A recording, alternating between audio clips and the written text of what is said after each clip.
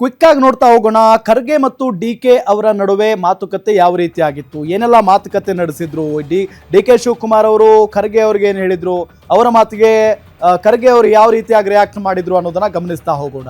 ಇದೆಂಥ ನ್ಯಾಯ? ಇದು ಡಿ.ಕೆ ಡೆಲ್ಲಿ ಮಾಸ್ಟರ್ ಪ್ಲಾನ್ ಕುರಿತ ರೋಚಕ ಸ್ಟೋರಿ. ಇದೆಂಥ ನ್ಯಾಯ ಅಂತ ಹೇಳಿ ಡಿ.ಕೆ ಶಿವಕುಮಾರ್ ಅವರೇ ಕೇಳಿರ್ತಾರೆ. ಸೊ ಏನಾಗಿದೆ ಬೇಗ ಬೇಗ ನೋಡ್ತಾ ಹೋಗೋಣ. ದೆಹಲಿಗೆ ಹೋದ ಕೂಡಲೇ ಖರ್ಗೆ ಅವರನ್ನ ಡಿ.ಕೆ ಶಿವಕುಮಾರ್ ಅವರು ಭೇಟಿ ಮಾಡಿದ್ದಾರೆ. ಎಐಸಿಸಿ ಅಧ್ಯಕ್ಷರನ್ನ ಮೊದಲಿಗೆ ಭೇಟಿ ಮಾಡಿದ್ದಾರೆ. ಸುಮಾರು 1 ಗಂಟೆಗಳ ಕಾಲ ಚರ್ಚೆಯನ್ನ ಮಾಡಿದ್ದಾರೆ ಡಿ.ಕೆ ಬ್ರದರ್ಸ್. ಯಾರ ಜೊತೆಗೆ? ಖರ್ಗೆ ಅವರ ಜೊತೆಗೆ. ಅಧಿಕಾರ ಹಂಚಿಕೆಗೆ ತಡ ಮಾಡ್ತಿರುವುದಕ್ಕೆ ಅಸಮಾಧಾನವನ್ನ ವ್ಯಕ್ತಪಡಿಸಿದ್ದಾರೆ ಡಿ.ಕೆ ಶಿವಕುಮಾರ್ ಮತ್ತು ಡಿ.ಕೆ ಸುರೇಶ್ ಅವರು. ಯಾಕಿಷ್ಟು ಲೇಟ್ ಮಾಡ್ತಾ ಇದ್ದೀರಿ ಅಂತ. ನವೆಂಬರ್ ತಿಂಗಳಲ್ಲಿ ಅಧಿಕಾರ ಹಂಚಿಕೆ ಆಗ್ಬೇಕಾಗಿತ್ತು. 2.5 ವರ್ಷ ತುಂಬತಲ್ಲ ಸರ್ಕಾರಕ್ಕೆ. ಆ ಸಂದರ್ಭದಲ್ಲಿ ಅಧಿಕಾರ ಹಂಚಿಕೆ ಆಗ್ಬೇಕಾಗಿತ್ತು. ನವೆಂಬರ್ ಮುಗಿದು ಮೇ ಬಂದ್ರು, ಸಿದ್ದರಾಮಯ್ಯನವರನ್ನೇ ಮುಂದುವರಿಸಿದ್ದೀರಿ ಯಾಕೆ? ಇದು ಡಿ.ಕೆ ಶಿವಕುಮಾರ್ ಅವರು ಅಥವಾ ಡಿ.ಕೆ ಸುರೇಶ್ ಅವರು ಮಾಡಿರುವಂತ ಪ್ರಶ್ನೆ ಖರ್ಗೆ ಅವ್ರ ಮುಂದೆ. 6 ತಿಂಗಳು ಅವರಿಗೆ ಹೆಚ್ಚುವರಿ ಅವಕಾಶ ಕೊಟ್ಟಿದ್ದು ಸರಿನಾ? 6 ತಿಂಗಳು ಹೆಚ್ಚುವರಿ ಅವಕಾಶ ಕೊಟ್ಟಿದ್ದೀರಾ, ಅದು ಸರಿನಾ? ಚುನಾವಣಾ ಟಾಸ್ಕ್ ನಮಗೆ, ಅಧಿಕಾರ ಮಾತ್ರ ಸಿದ್ದರಾಮಯ್ಯನವ್ರಿಗ ಅನ್ನೋದು ಡಿ.ಕೆ ಬ್ರದರ್ಸ್ ಅವರ ಪ್ರಶ್ನೆ. ಜೈಲು ನಮಗೆ, ಅಧಿಕಾರದ ಪಾಲು ಅವ್ರಿಗೆ ಯಾಕೆ? ನೋಡಿ, ಇದೆಂತ ನ್ಯಾಯ ಅಂತ ಹೇಳಿ ಪ್ರಶ್ನೆಯನ್ನ ಮಾಡಿದ್ದಾರೆ ಡಿ.ಕೆ ಬ್ರದರ್ಸ್. ಜೈಲಿಗೆ ನಾವು ಹೋಗಬೇಕು, ಆದ್ರೆ ಅಧಿಕಾರವನ್ನ ಅನುಭವಿಸೋದು ಅವರ ಜೊತೆಗೆ ಚುನಾವಣಾ ಟಾಸ್ಕ್ ನಮಗ್ ಕೊಡ್ತೀರಾ, ಆದ್ರೆ ಅಧಿಕಾರ ಅನುಭವಿಸುವಂತ ಯೋಗವನ್ನ ಅವ್ರಿಗೆ ಕೊಡ್ತೀರಾ? ಇದ್ಯಾವ ನ್ಯಾಯ? ಆದಷ್ಟು ಬೇಗ ಅಧಿಕಾರ ಕೊಡಿಸಿ. ಮೇ 10ರ ಒಳಗೆ ಇದೆಲ್ಲವನ್ನೂ ಕೂಡ ಬಗೆಹರಿಸಿ.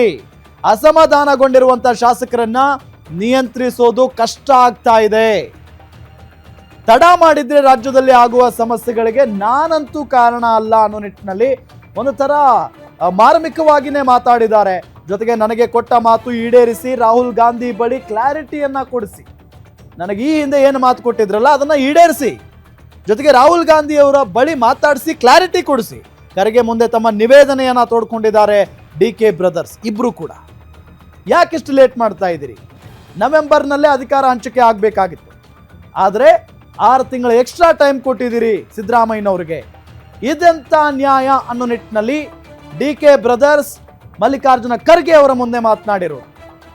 ಹಾಗಾದ್ರೆ ಏನಾಯ್ತು ನೆಕ್ಸ್ಟ್? ಇದು ಡಿ.ಕೆ ಡೆಲ್ಲಿ ಮಾಸ್ಟರ್ ಪ್ಲಾನ್ ಕುರಿತ ರೋಚಕ ಸ್ಟೋರಿ.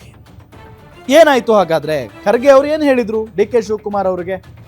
ಖರ್ಗೆ ಜೊತೆ ಡಿ.ಕೆ ಸುರೇಶ್ ಸಭೆಯ ಇನ್ಸೈಡ್ ಸ್ಟೋರಿಯನ್ನ ನಿಮ್ಮ ಮುಂದೆ ಇಡುವಂತ ಪ್ರಯತ್ನವನ್ನ ಗ್ಯಾರಂಟಿ ನ್ಯೂಸ್ ಮಾಡ್ತಾ ಇದೆ.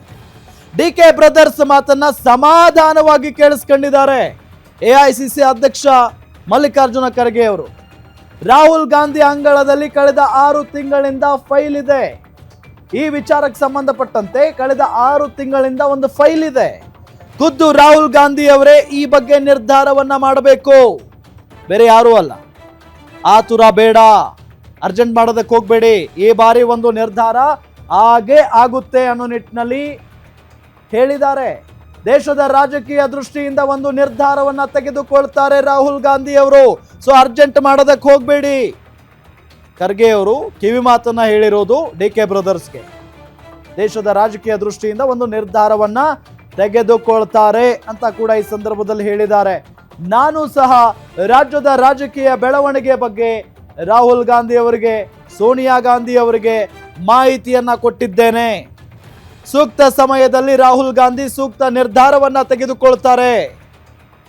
ಒಂದು ಅರ್ಜೆನ್ಸಿ ಬೇಡ.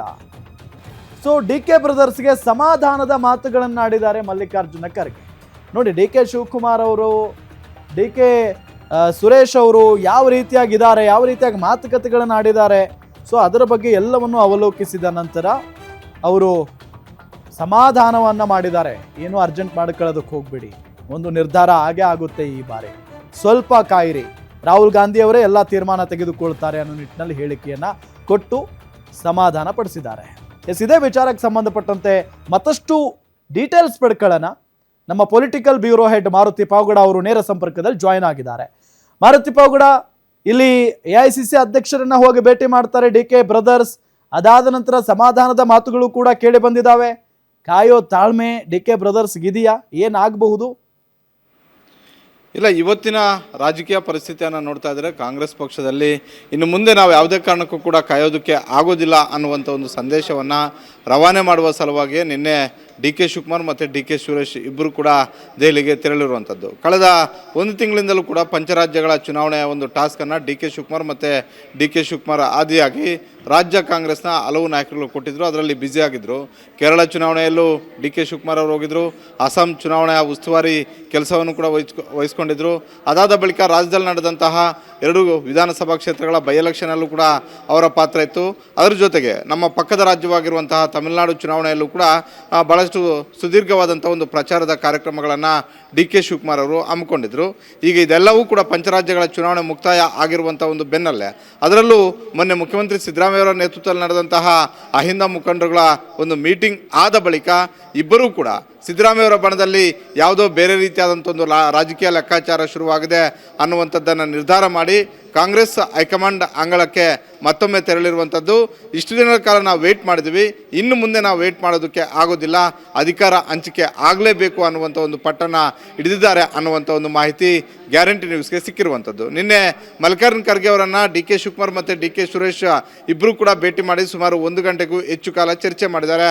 ಹಲವು ವಿಚಾರಗಳ ಬಗ್ಗೆ, ಆ ರಾಜ್ಯದಲ್ಲಿ ಆಗ್ತಿರುವಂತಹ ರಾಜಕೀಯ ಬೆಳವಣಿಗೆಗಳ ಬಗ್ಗೆ, ಅಂದರೆ ಡಿ ಕೆ ಶಿವಕುಮಾರ್ ಅವರ ಆಪ್ತ ಬಣದಲ್ಲಿ ಗುರುತಿಸಿಕೊಂಡಿರುವಂತಹ ಶಾಸಕರು ಯಾವ ಅಭಿಪ್ರಾಯವನ್ನು ವ್ಯಕ್ತಪಡಿಸ್ತಾ ಇದ್ದಾರೆ ಅನ್ನುವಂಥದ್ದನ್ನು ಹೇಳಿದ್ದಾರೆ. ಅದರ ಜೊತೆಗೆ 2023 ವಿಧಾನಸಭಾ ಚುನಾವಣೆ ಆದ ಬಳಿಕ ಇಬ್ಬರ ನಾಯಕರನ್ನು ಕೂರಿಸಿಕೊಂಡು ಕಾಂಗ್ರೆಸ್ ಹೈಕಮಾಂಡ್ ಆಡಿದೆ ಎನ್ನಲಾಗ್ತಾ ಇರುವಂತಹ ಮಾಹಿತಿಯ ಬಗ್ಗೆನೂ ಕೂಡ ಚರ್ಚೆ ಮಾಡಿದ್ದಾರೆ. ನವೆಂಬರ್ ತಿಂಗಳಲ್ಲೇ ನನಗೆ ಅವಕಾಶವನ್ನು ಮಾಡಿಕೊಡ್ಬೇಕಾಗಿತ್ತು, ಇವತ್ತಿನವರೆಗೂ ಕೂಡ ಯಾಕೆ ಆ ಕೆಲಸ ಆಗ್ತಿಲ್ಲ ಅನ್ನುವಂಥ ಒಂದು ಅಸಮಾಧಾನದ ಮಾತುಗಳನ್ನು ಕೂಡ ಹೇಳಿರುವಂಥದ್ದು. ಹೀಗಾಗಿ ಆದಷ್ಟು ಬೇಗ ನನಗೆ ಅಧಿಕಾರವನ್ನು ಕೊಡಿಸುವಂಥ ಒಂದು ಕೆಲಸ ಆಗಬೇಕು, ಇಲ್ಲ ಯಾವುದಾದ್ರೂ ಒಂದು ಕ್ಲಾರಿಟಿ ಕೊಟ್ಬಿಡಿ, ಈ ಯಾವುದೇ ಆಗೋದೇ ಇಲ್ಲ ಅನ್ನೋದಾದರೆ ಅದನ್ನು ಕೂಡ ಸರಿಯಾಗಿ ಹೇಳ್ಬಿಡಿ ಅನ್ನುವಂಥದ್ದನ್ನು ಹಕ್ಕೊತ್ತಾಯ ಮಾಡುವಂತಹ ಕೆಲಸವನ್ನು ಡಿ ಕೆ ಶಿವಕುಮಾರ್ ಮತ್ತು ಡಿ ಕೆ ಸುರೇಶ್ ಇಬ್ಬರು ಮಾಡಿದರು ಅನ್ನುವಂಥ ಒಂದು ಮಾಹಿತಿ ಸಿಕ್ಕಿದೆ. ಇವರು ಸಹೋದರರು ಇಬ್ಬರು ಹೇಳಿದ್ದನ್ನು ಕೇಳಿಸ್ಕೊಂಡಂತಹ ಮಲ್ಲಿಕಾರ್ಜುನ ಖರ್ಗೆ ಅವರು ಈಗ ಬಾಲ್ ರಾಹುಲ್ ಗಾಂಧಿ ಅವರ ಮುಂದೆ ಇದೆ. ಹೀಗಾಗಿ ರಾಹುಲ್ ಗಾಂಧಿ ಅವರು ಯಾವ ನಿರ್ಧಾರವನ್ನು ತೆಗೆದುಕೊಳ್ತಾರೆ ಅನ್ನುವಂಥದ್ದನ್ನು ಕಾದು ನೋಡಬೇಕು. ಅವ್ರಿಗೂ ಕೂಡ ಮನವರಿಕೆ ಮಾಡಿಕೊಡುವಂಥ ಒಂದು ಕೆಲಸವನ್ನು ಮಾಡ್ತೀನಿ, ರಾಜಕೀಯ ಬೆಳವಣಿಗೆಗಳ ಬಗ್ಗೆ ಅವ್ರ ಜೊತೆನೂ ಕೂಡ ಚರ್ಚೆ ಮಾಡ್ತೀನಿ ಅನ್ನುವಂಥದ್ದು. ಆದರೆ ಈ ಬಾರಿ ಡಿ ಕೆ ಶಿವಕುಮಾರ್ ಮತ್ತು ಡಿ ಕೆ ಸುರೇಶ್ ಇಬ್ಬರೂ ಕೂಡ ನಮಗೆ ಯಾವುದಾದ್ರೂ ಒಂದು ರಿಸಲ್ಟ್ ಕೊಡೋವರೆಗೂ ಕೂಡ ನಾವು ಹೈಕಮಾಂಡ್ ಅಂಗಳದಿಂದ ಹೋಗೋದಿಲ್ಲ ಅನ್ನುವಂಥದ್ದನ್ನು ಸ್ಪಷ್ಟವಾಗಿ ಹೇಳಿದ್ದಾರೆ ಅನ್ನುವಂಥ ಒಂದು ಮಾಹಿತಿ ಸಿಗ್ತಾ ಇದೆ. ಹೀಗಾಗಿ ನಾಳೆ ನಾಡಿದ್ದು 2 ದಿನಗಳ ಕಾಲ ಡಿ ಕೆ ಶಿವಕುಮಾರ್ ಬೆಂಗಳೂರಿಗೆ ಬಂದರೂ ಕೂಡ ಡಿ ಕೆ ಸುರೇಶ್ ಅವರು ಅಲ್ಲೇ ಇದ್ದು ರಣತಂತ್ರ ಮಾಡುವಂತಹ, ಕಾಂಗ್ರೆಸ್ ಹೈಕಮಾಂಡ್ ನಾಯಕರುಗಳನ್ನು ಭೇಟಿ ಮಾಡುವಂಥ ಒಂದು ಕೆಲಸ ಆಗಬಹುದು. ಹೀಗಾಗಿ ಈ ಬಾರಿ ಆಗಲೇಬೇಕು ಅನ್ನುವಂಥ ಒಂದು ಹಠವನ್ನು ಡಿ ಕೆ ಶಿ ಬ್ರದರ್ಸ್ ತೊಟ್ಟಿದ್ದಾರೆ. ಇದನ್ನ ಕಾಂಗ್ರೆಸ್ ಹೈಕಮಾಂಡ್ ಎಷ್ಟು ಮಟ್ಟಿಗೆ ಗಂಭೀರವಾಗಿ ತೆಗೆದುಕೊಳ್ಳುತ್ತೆ, ಸಿದ್ದರಾಮಯ್ಯವರನ್ನ ಯಾವ ರೀತಿಯಾಗಿ ಮನವೊಲಿಸುತ್ತೆ ಅನ್ನುವಂಥದ್ದನ್ನು ಕಾದು ನೋಡಬೇಕಾಗಿದೆ. ಸಿದ್ದರಾಮಯ್ಯ ಟೀಮಲ್ಲೂ ಕೂಡ ಬೇರೆ ಬೇರೆ ರೀತಿಯಾದಂಥ ಒಂದು ಚರ್ಚೆಗಳು ಆರಂಭ ಆಗಿದ್ದಾವೆ. Yes thank you Maruti Pavagada ತಮ್ಮೆಲ್ಲ ಮಾಹಿತಿಗಾಗಿ.